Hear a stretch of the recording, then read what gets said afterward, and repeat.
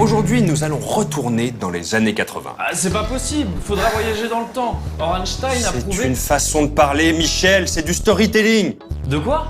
Bon, écoute, si je t'explique, tu vas te faire mal. Alors, ramène-moi plutôt une bière. Aujourd'hui, nous allons assister à la naissance de quelque chose d'important. Un mini Big Bang dans le monde du jeu vidéo. Il y a 30 ans, naissait le grand Might and Magic. C'est un jeune Américain âgé d'à peine 21 ans, qui s'appelle John Van Caneghem, qui s'attaque à ce qui deviendra un monument du jeu de rôle sur ordinateur. Un genre qui en était d'ailleurs assez balbutiement. Well, that was a long time ago. There wasn't much in terms of games. I saw my first Apple II, a friend of mine had it, and he was playing Wizardry 1. And I was like, what is this? I gotta check this out.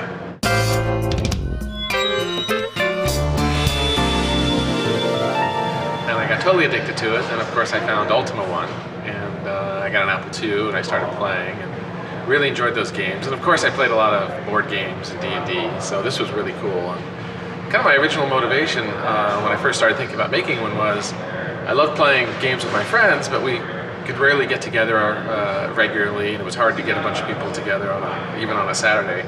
And I wanted to play every day. And as soon as I found a computer and role-playing games, I could play all the time. But I quickly ran through the few games that were available at the time, and I thought, well, maybe I could make one. C'est une motivation intéressante, mais très difficile à imaginer aujourd'hui. Hein, l'envie de créer un jeu parce qu'on a fini tous les autres.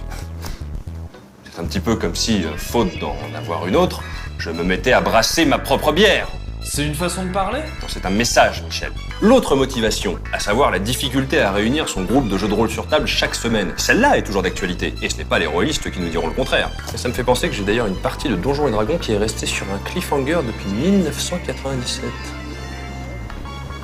Mais John était bien décidé à prendre les choses en main. So I just jumped in. I didn't even know how to program. I just said I'm going to do it. And it was just sheer determination to figure everything out, how to program, how to make graphics. I mean, I could go on for a long time on all the hurdles I had to go through to figure out how to make this game, but it was just a passion. I wanted to make a game, and I wanted to make a game I could play. That's kind of like why I wanted more of an open world, a lot of randomization, so I could play it over and over. And, one thing led to another, and the game just kept growing, and I just kept adding features, and it was just exciting to see it working. A lot of times I would just play it instead of actually working on it as the time passed.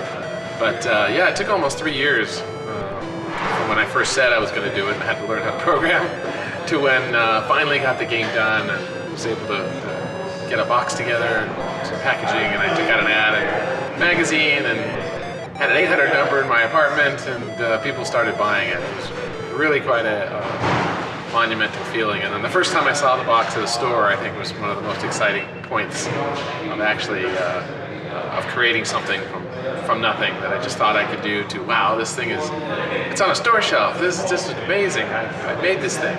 Bien que fortement inspiré de Wizardry, Might and Magic Book 1, The Secret of the Inner Sanctum, Sanctum, ce que j'ai dit, apporte aussi son lot de nouveautés. Là où Wizardry est une longue descente dans les profondeurs d'un donjon, Might and Magic propose un vaste monde extérieur à explorer avec ses villes et ses châteaux. Le joueur devra entreprendre de multiples quêtes parallèles. Et enfin, le jeu comprend un scénario truffé de mystères, de rebondissements, de surprises. Mais John ne se doutait pas à ce moment-là que ce jeu serait en fait le premier d'une série toujours en vie 30 ans plus tard. Initially, I didn't even know there would be an X1. I just was so excited to get it out into the public and let people play it. And it's getting so many responses and fan mail, and people were loving it, and it was just very exciting to have something that other people were enjoying and playing. And then the next thing was immediately had to get it onto other computers because it was only on the Apple II. We at Commodore 64 and IBM PC and then Macintosh, etc., etc. So the main focus of that was get it on more machines so more people could play it and just keep building on it. But I never even thought of the concept of a sequel for quite a while. So but still very fun, and it turned out so much more than I ever thought it would be when I first started it. It just came alive. It's like magic.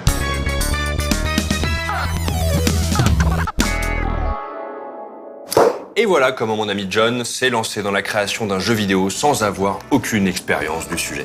Alors évidemment, ça lui a pris beaucoup plus de temps que prévu, mais ce qui est intéressant ici, c'est de voir comment une petite idée, aussi infime soit-elle, a pu grandir et nourrir son auteur pendant des années et des années, jusqu'à ce qu'enfin son projet explose au grand jour.